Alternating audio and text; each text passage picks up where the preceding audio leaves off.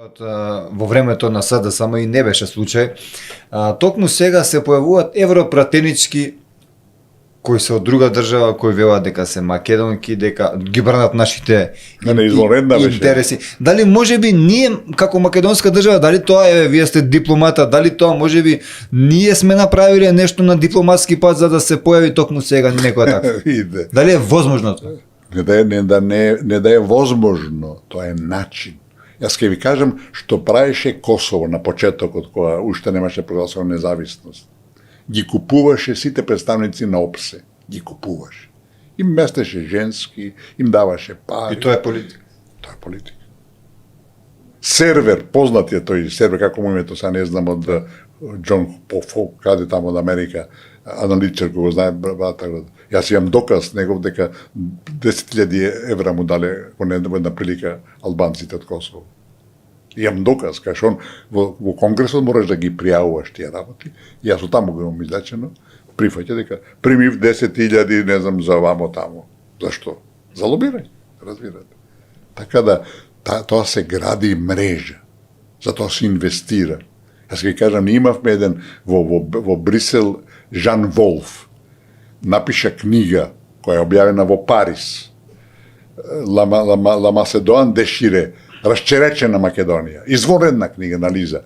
Дојдеше кај нас, му помагавме јас едно време, кусо време во поранешна Југославија, позаимен од Белград, во секретарот за информации, и тогаш работев на тој случај, разбирате. И таа книга, разбирате, во цел свет беше продадена, пласирана.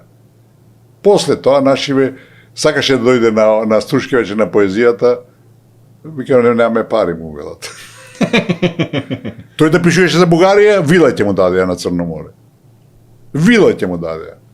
Велам, такви работи се. Па во моментот кога најмногу беше загрозен нашиот јазик, ние затворивме 2-3 лекторати во странство. Ние ги затворивме.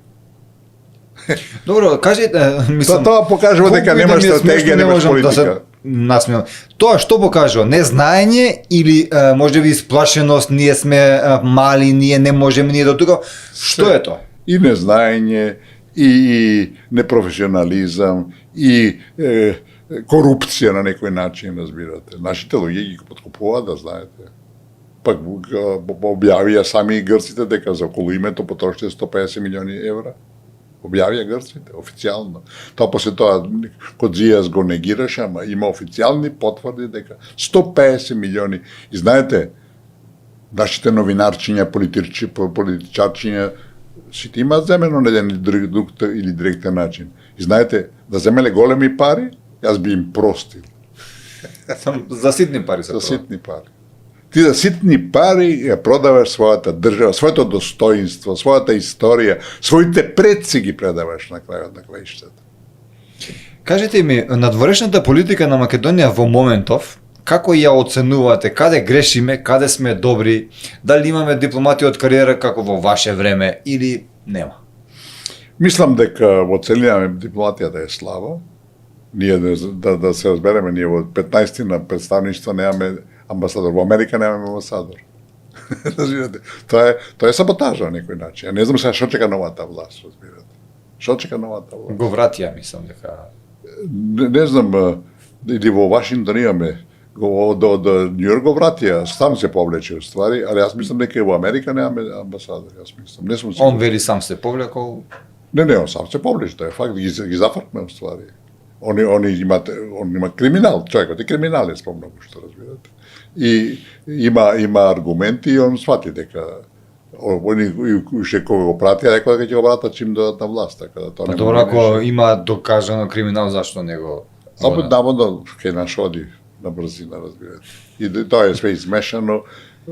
Едните имаат влијание тамо, ако даде ово обвинителство, во судство, така да ќе нас. Значи не е бас јајна надворешната политика. Видите, надворешната политика моментално, вокабуларот кој го користи власта извореден, разбирате, прв пат ние почнавме да се конфронтираме и да кажуваме што треба, што не треба, што е прифатливо, што не е прифатливо.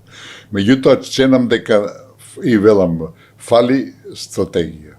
Знаете, ако немате стратегија, ќе се вртите во круг.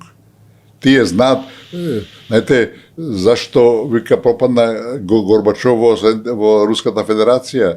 Вика, знаеше што не сака, но не знаеше што сака, разбира. И нашиве се отприлike, и да знаете, на времето, што американците неколу околу името на кој беше Груевски, велеа, гледаме што не сакате, кажете што сакате.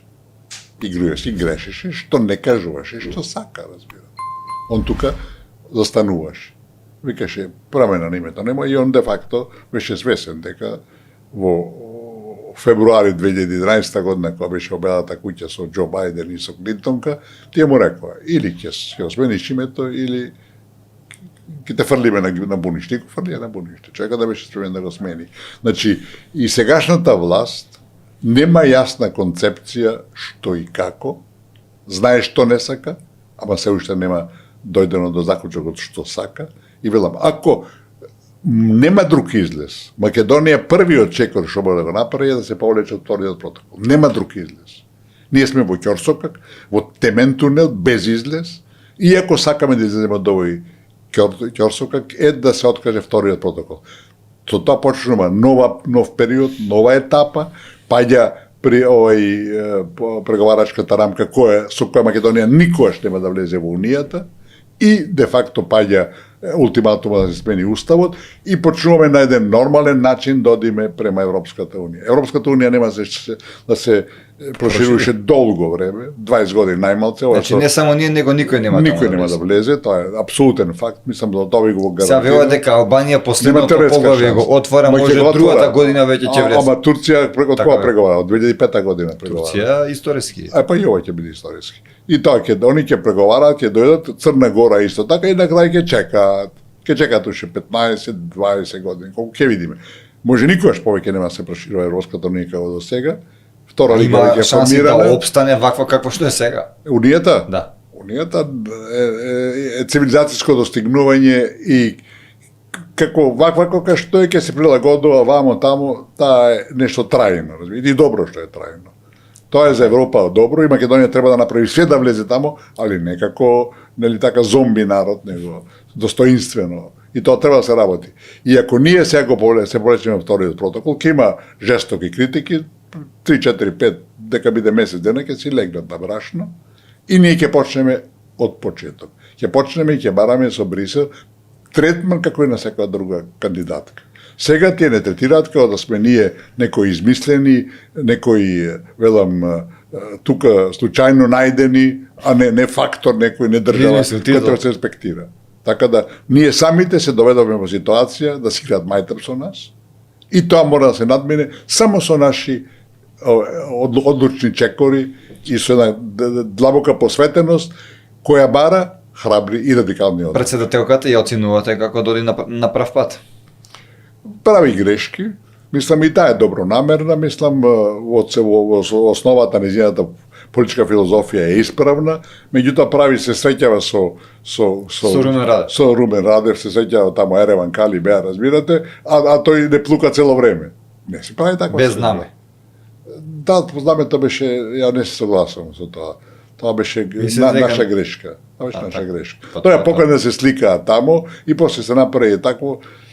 Дали беше тоа дипломатска финта, што ние не бевме ни до толку спремни дипломатски за да видиме што сака. Нашите не разбра ситуацијата и добро што ги нападна бугарите, иначе не бевме во право тој случај. Сварно? Не бевме во право. Тој према што објавија и рекол, дојди да се сликаме во мојот кабинет. И само му не изгубил. А они кај што беа таму седеа имаше македонско знаме. Значи, во мојот кабинет не држи оно неговиот кабинет македонско знаме.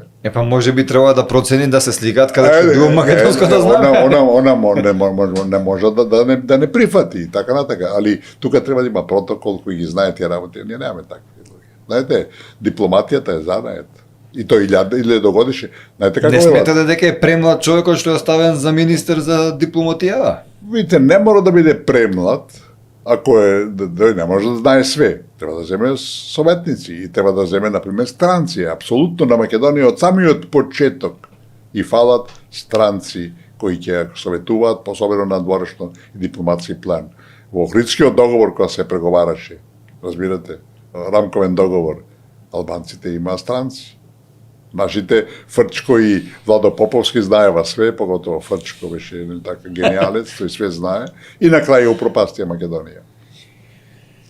Сакам да запрашам, еве имам прашање, стално имам прашање од нашите гледачи, па е така имам и сега ќе се одважам да ви го прочитам. Ако нема проблем. Русија ни честита за денот на Свети Кирил и Методи, каде во нивната честитка гласи се словенските просветители, но во исто време руската амбасада во Бугарија им честите на бугарите со бугарските просветители. Каква е ова политика на Русија спрема нас? Дали имаме една политика према нас, ни риба, ни девојка?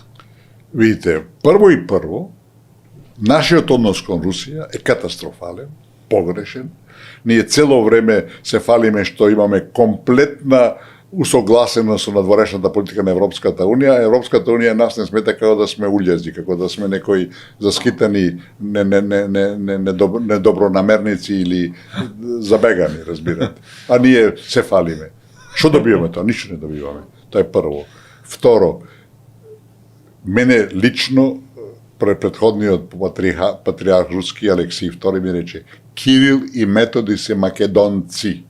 Вие треба да ги славите, а вие не ги славите, ги слави Бугарија. Факт. После тоа покренав иницијатива и се, и Бучковски беше тогаш премиер, и после година-две го прогласиме за национален празник. Предходно не беше. Во Бугарија одавна е. Тој ми го рече. Путин изјави пред некое време: Кирил и Методи, писменоста наша дојде од Македонија, од македонците Кирил и Методи. Да, ова име најново сега. Чекајте. Значи, во оваа ситуација, кога ние санкции правиме на Русија, Така, санкции. по тие да речат дека македонци не постојат, јас први би рекол алал да вие. Велам.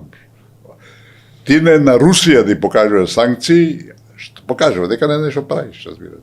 Воздржи се. Поготово што е од Европа немаш ништо. Што е возвратот од Европа што ние први се викаме дека Русија ја прогласиме како Русија не е агресор во Украина. И затоа